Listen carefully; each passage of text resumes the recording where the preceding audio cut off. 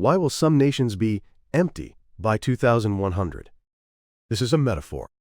But what's really happening is rapid population decline, aging, and regional hollowing out. Japan's population will be cut in half by 2100. South Korea will see a staggering 53% decline. This means half the nation disappears. Why does this matter so critically? This slide explains everything. Japan will drop from 126 million to roughly 63 million, losing over 60 million people. South Korea will plunge from 51 million to 24 million, losing more than half its population. Italy will fall from 59 million to 41 million, a 31% decline. These aren't just statistics. They trigger a chain reaction: shrinking labor force, contracting consumption, declining investment. The economy contracts, tax revenue falls, and social systems become unsustainable. What's more alarming is that this decline won't stop. When fertility rates remain chronically low, populations shrink generation after generation. The very survival of nations is being questioned. This is a trend that 50 years of demographic research has consistently shown. This isn't speculation. This is analysis based on fertility rates, mortality rates, and immigration assumptions. And this is comprehensible. Look at the birth rates. Track the population pyramids. This reveals the mechanics of national decline. Today I'll show you the data. Why is a fertility rate of 1.5 lethal? To maintain population, you need replacement level, roughly 2.05 to 2.1 in most developed nations. This is the level where two parents produce approximately 2 children, stabilizing the population. At 1.5, you're far below replacement level. Over the long term, the population contracts.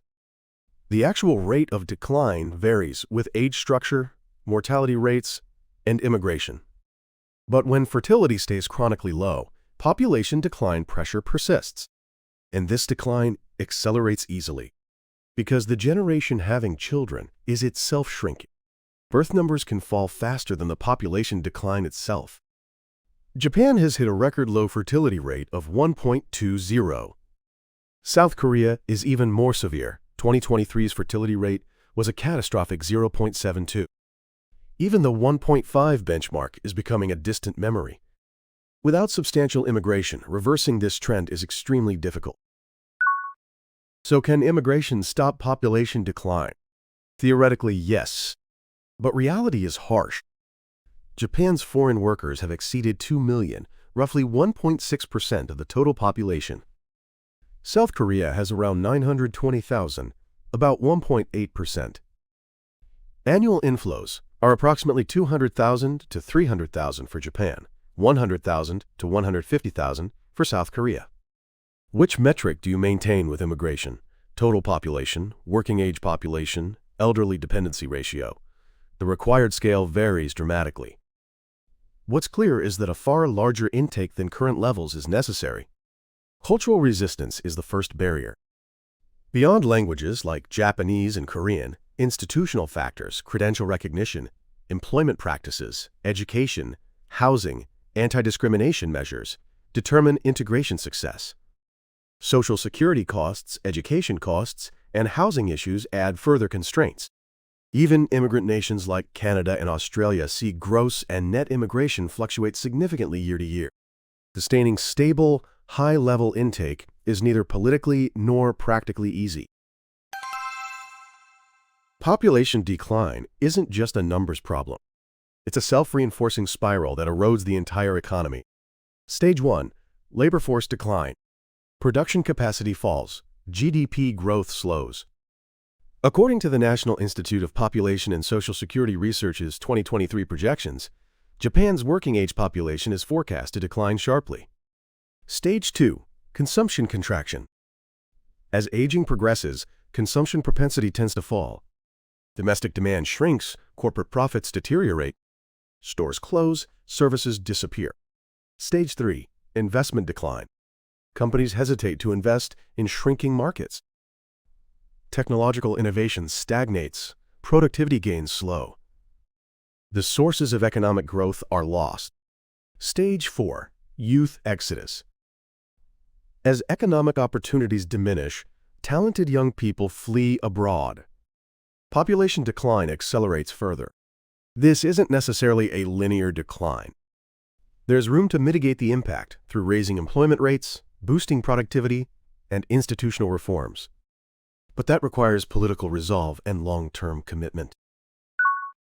Population decline hits regional cities first. According to a 2024 analysis by the Population Strategy Council, roughly 40% of municipalities, 744 in total, are classified as facing possible extinction. This classification is based on sharp declines in young female population, ages 20 to 39, threatening future viability. This doesn't mean legal extinction is confirmed, but in reality, maintaining these areas becomes extremely difficult. In regional cities, this is already reality. Shops close, hospitals vanish, schools consolidate. Bus routes are abandoned, freedom of movement is lost. Vacancy rates rise, towns decay. Municipal finances also deteriorate. Tax revenue falls, administrative service levels decline. Road maintenance, water and sewage management, snow removal, garbage collection, even these basic services become unsustainable. Furthermore, the latest analysis points to a new risk in urban areas, black hole municipalities, that consume young people without increasing children. This isn't just a regional problem. This isn't just Japan's problem. South Korea, Italy, Poland, nations with fertility rates below 1.5 are experiencing the same phenomenon. Social security systems are structured so the working generation supports the elderly. But that support base is vanishing. In Japan, the ratio of the working-age population, 15 to 64, supporting those 65 and older, is deteriorating. Projections show this ratio will decline sharply around 2050. Mathematically, sustaining this system becomes extremely difficult. Real pension benefit levels begin falling. Out-of-pocket medical expenses increase. Gradual consumption tax hikes become unavoidable. In South Korea, government estimates warn that the National Pension Fund will be completely depleted by 2055. In Italy, public debt has reached high levels relative to GDP, leaving limited fiscal capacity. Poland faces a similar crisis. The elderly must live on smaller pensions. The working generation must bear higher taxes and Social Security contributions. Young people cannot rely on future pensions. This means the intergenerational contract is collapsing.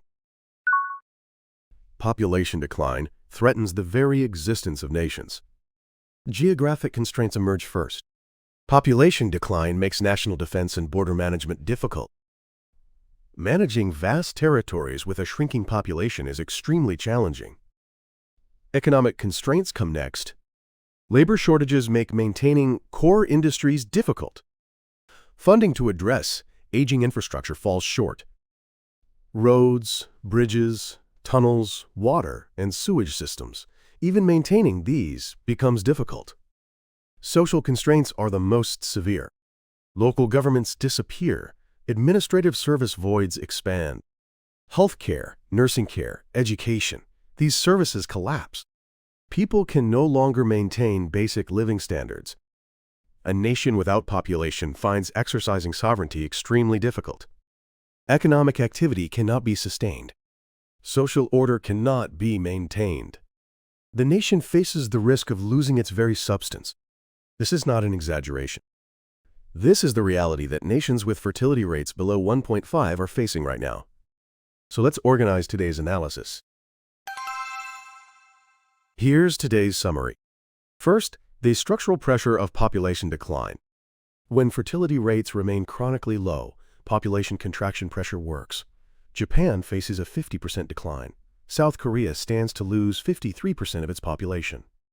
Immigration policy faces cultural resistance and institutional constraints, making substantial expansion extremely difficult to achieve.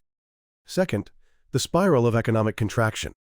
Labor force decline triggers production decline, which generates consumption contraction, causes investment decline, and accelerates youth exodus, a self-reinforcing vicious cycle. However, there is room to mitigate the impact through raising employment rates, boosting productivity, and institutional reforms. Third, the collapse of social systems. 744 municipalities are classified as facing possible extinction, Urban areas face the risk of black hole municipalities. The ratio of working-age people supporting pensions deteriorates. Healthcare and nursing care become difficult to sustain, and nations face the risk of losing basic functions. If you were a policymaker in these countries, what solutions would you propose for this triple crisis? A nation without population finds existence extremely difficult.